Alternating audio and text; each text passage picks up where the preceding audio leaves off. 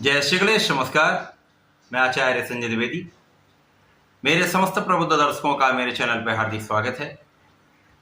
प्रिय दर्शकों, वर्ष 2024 का एक महापरिवर्तन हो चुका है। 1 मई को देवगुरु बृहस्पति अपनी राशि का परिवर्तन कर चुके हैं तथा दैत्य गुरु शुक्राचार्य की वृषभ राशि में प्रवेश कर चुके हैं।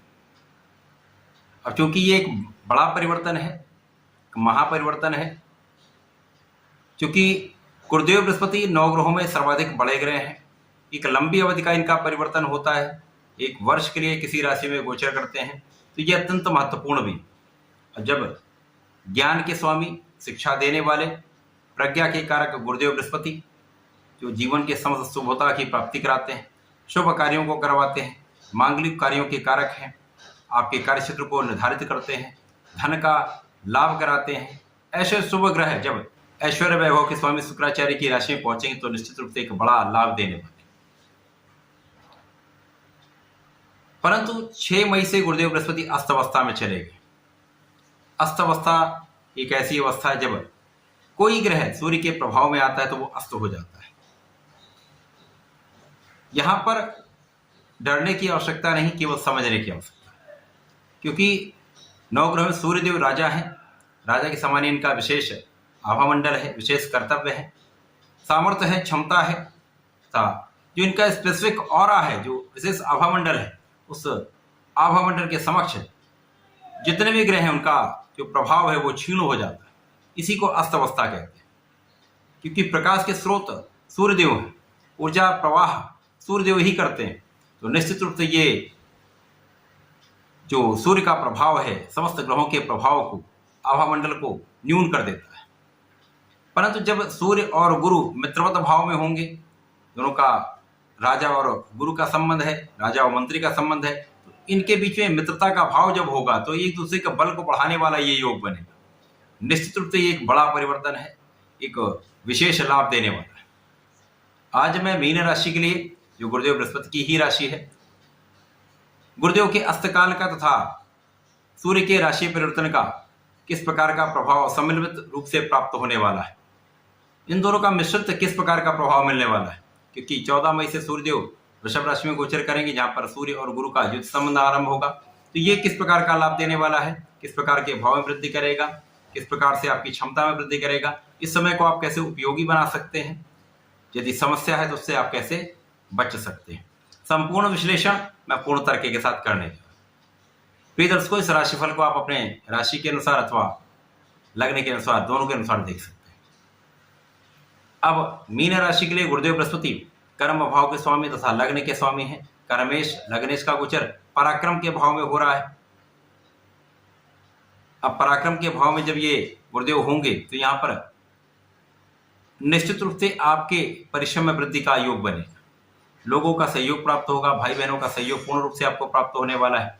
परंतु यहाँ पर आपके स्वार्थी मित्रों से आप बच जाएंगे, स्वार्थी मित्रों का साथ छूट जाएगा। और यहाँ पर सबसे बड़ा लाभ आपको मिलने वाला है जब सूर्यदेव के साथ गुरु का युति प्रभाव आरंभ होगा, तो इस भाव के प्रभाव को कई गुना बढ़ाने वाला होगा, जिससे निश्चित रूप से आपके प्रभाव में वृद्धि हो, आपके परिश्रम में वृद्धि के कारण आपके कार्य क्षेत्र में प्रबलता प्राप्त हो। साथ ही साथ आपका भाग्य महाभाग्य में परिवर्तित हो जाएगा, महाभाग्य का योग बनेगा।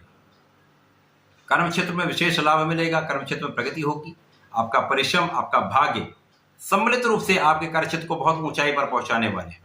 इस समय में आपके लाभ की वृद्धि होगी, आप में धन की वृद्धि होगी तथा यहाँ पर निश्चित रूप से आपके लग्न को प्रबलता मिलेगी, क्योंकि वर्तमान समय में शनि की 7.5 का प्रथम चरण चल रहा है, जिसके कारण कुछ न कुछ स्वास्थ्य समस्याएं लगी हुई हैं।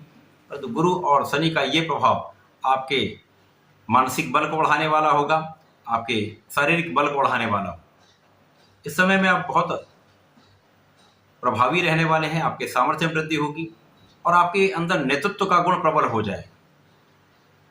साथ ही साथ इस समय में जो कहीं कहीं वाणी के कारण कुछ समस्याएं आ रही थी, उस पर आपका नियंत्रण हो जाएगा। शासन प्रशासन के कार्य में आपको सफलता मिलेगी। यदि कुछ प्रशासनिक कार्य करना चाह रहे हैं या शासन प्रशासन में ही हैं अथवा सरकारी सेवाओं में हैं, तो समय में आपके लाभ में वृद्धि निश्चित होने वाली है। इसी प्रकार से आपके रोगों से आप बचेंगे, कष्टों से बचेंगे, अवरोधों से बचेंगे। साथ में आप यहाँ पर ऋण चुकाने वाले, बहुत कुछ अपना ऋण यहाँ पर आप चुका सकते हैं। स्वास्थ्य समस्याओं पर आपका नियंत्रण होगा, परंतु यहाँ पर आपको अपने खाने पीने पर संपूर्ण नियंत्रण रखना होगा, व्यायाम करना होगा। यदि प्राणायाम करते हैं, योगा करते हैं, तो आपके लिए सर्वाधिक लाभ की स्थिति बनेगी। इस समय में जीवन साथी के साथ आपका सामंजस्य अच्छा रहेगा, जीवन साथी के साथ आपके प्रेम में वृद्धि होगी। साथ ही साथ जो लोग साझेदारी में रहकर कार्य कर रहे हैं, व्यापार कर रहे हैं, उनके व्यापार में उन्नति होगी, उनके कार्यक्षेत्र में प्रगति अवश्य होने वाली, जिससे एक अच्छा धन का लाभ आप ले लें। कुछ विरोधी बढ़ सकते हैं, परंतु यदि आप अपनी वाणी पर नियंत्रण रखेंगे, लोगों के बीच समन्वय बनाकर चलेंगे, तो बहुत कुछ समस्या अपने आप सॉल्व हो जाएंगी। इसके साथ ही साथ भाग्य तो प्रबल रहने वाला है, आपका मन धर्म के कार्यों में लगेगा, धर्म के क्षेत्र में आप अच्छे रहने वाले हैं। यदि आप धर्म के मार्ग पर चलेंगे तो अपने आप बहुत सारी समस्याएं कम होती जाएंगी। अपने इष्ट का स्मरण करते रहें, अपने प्रभु के शरण में रहें, नियमित रूप से सूर्यदेव को जल देते रहें तथा प्रत्येक गुरुवार को भगवान श्री हरि के शरण में रहकर ओम नमो भगवते वासुदेवाय का कम से कम एक माला का जप करें, अथवा गुरुवार को विष्णु सहस्त्रनाम का पठन अथवा श्रवण कर लेते हैं तो इस समय में श्रेष्ठ लाभ आपको मिलेगा। सारी समस्याएं दूर होंगी, स्वास्थ्य समस्याएं दूर होंगी, आपको लाभ की वृद्धि हो जाएगी। तो ऐसा करके इस समय का लाभ लें। धन्यवाद, नमस्कार।